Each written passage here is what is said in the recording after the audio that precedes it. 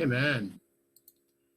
Beautiful job. So that particular hymn was written by James Johnson, and it is considered the national anthem for African Americans. And it's a very beautiful, powerful hymn with creative chord structure, and it tells the story of both suffering and liberation experienced by the African American community in North America. So it's a very special hymn and very important hymn to learn.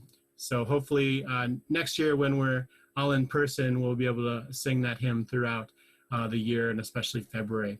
So with that, we are very excited to bring on pastor, activist, author, and baker extraordinaire, and pilgrim parent, Pastor Tiana Coleman. Thank you so much first of all, for that music. I have only recently really grabbed onto the Black National Anthem, and it is one of my favorites. So thank you for that musical rendition.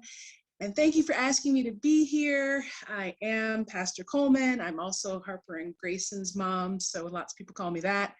And I'm just grateful for this month and grateful that you all asked me to be here. And before we dive into the few minutes I have to share with you all, I don't know if you guys are allowed to use chat, but what are we celebrating this month? I mean, I know there are some anniversaries of certain people, wedding anniversaries. I know there's birthdays, but are you all allowed to say in the chat what we are celebrating this month?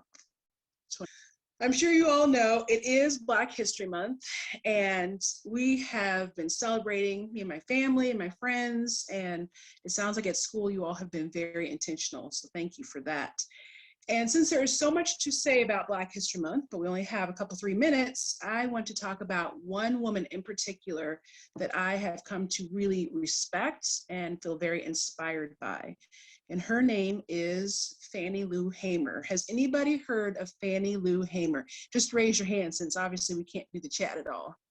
Has anybody at all heard of her? Not familiar? Has anybody heard of Martin Luther King? Okay, so he's a little more familiar. But Fannie Lou Hamer actually came a little bit before Martin Luther King. And I have some facts about her. She is an amazing woman that has gone on to glory, but she was the 20th child of Ella and James Lee Townsend. So imagine being the 20th child of a couple. That's something right there. She attended a one-room schoolroom until she was 12. And then her family, her parents who were elderly or aging, needed her to come in and be a part of their sharecropping and to pick cotton. So she just went to school until she was 12 years old.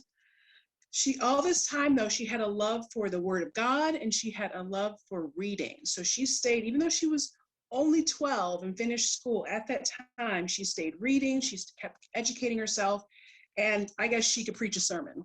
So that's pretty cool. She also, as she became older, she married somebody and stayed with picking cotton, because that was often what people, Black people were doing for work at the time. She married a man, and they continued to sharecrop and pick cotton for about another 20 years. But around this time, like in the 50s, 1950s, she started showing interest in a lot of the activism. So as your teachers have probably told you, as you probably have learned, Black people, there was not the same freedoms that white people had for Black people and people of color. So at this time, she's like, this isn't right. I'm a human being. I want to vote. I have something to say. So at this time, she became very involved in the civil rights movement. She was organizing. She was fighting for women's rights. And people started to take notice of her. Some people in a very positive way.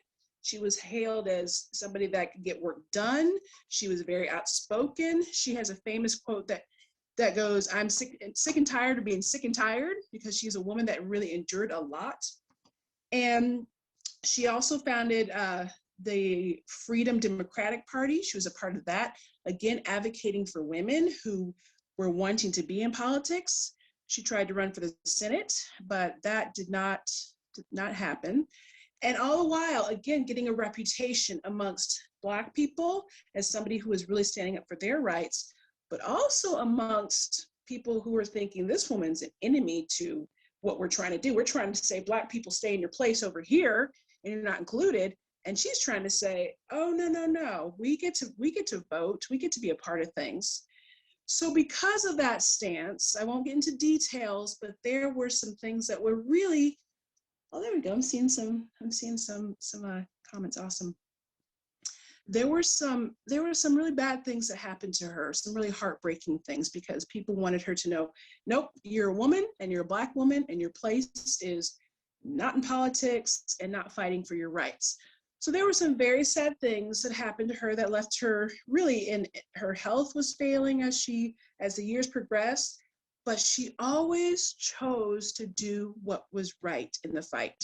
Just because her health was failing, just because at times she was treated very horribly, she still said, you know what, my people matter, I matter, and I'm gonna fight hard. And oftentimes, if you look back on a lot of these stories, there's a lot of women who were just stayed right in there. And she was one of those women that just said, no, I'm gonna fight, I'm going to care for my people in this way. And so really that's all I had to say about Miss Hamer, is that I think she is an inspiration.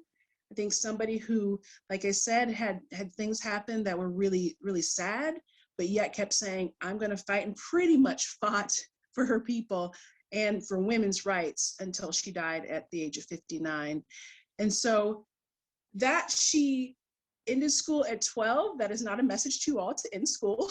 She had to end school, but it is something to be said for somebody that, even though they had an education of probably a fifth grader, went on to do some amazing things, that she did not let this limited education stop her, that she said, you know what, I love God, I love my people, and I'm going to work hard for them. So imagine, somebody recently said, imagine if she could have gone fully all the way through high school and maybe even college or seminary, how much more of an impact. But I am so grateful for the impact she has had, because even with a fifth grade education, the woman is in our history books and is still having an impact today. So I wanted to share a picture. I'm going to try, but I'm on my phone instead of my laptop. So I don't know if this is going to work, but I'm going to try. Let's see. Oops, nope.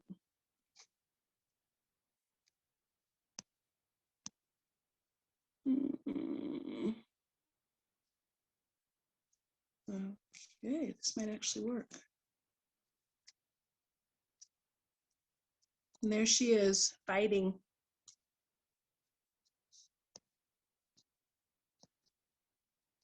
You all see that? I hope.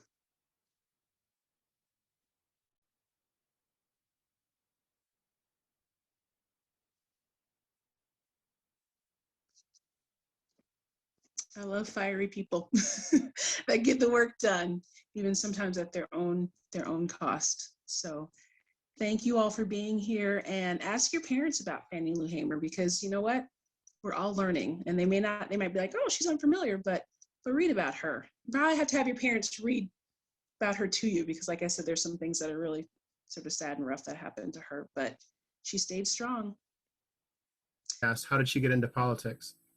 You know, it was, from what I've read, in the 1950s, so she would have been doing sharecropping for probably 20 years this time, 25 years or so.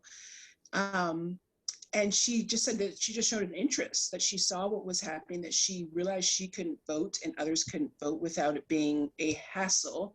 And she just showed an interest and started getting involved with various groups as well as organizing. She's a big organizer. That was the word I kept seeing over and over, is that, you know, she was one of those people like, well, if it's not here, I'm going to make it happen. So I believe it was, if she died at 59, I think it was in her 40s that she started getting into politics, which had a big risk with it, of course.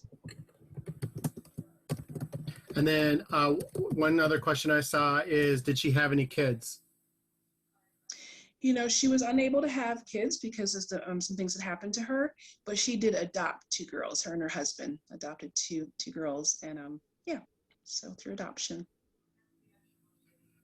Thank you so much. Can we give a hand clap to our wonderful speaker, Reverend Coleman? Thank you so much for coming. We would love to have you come back again. That was really, really awesome. We thank God for your family and for your ministry and for your kids. And that was really, really uplifting. So thank you very, very much.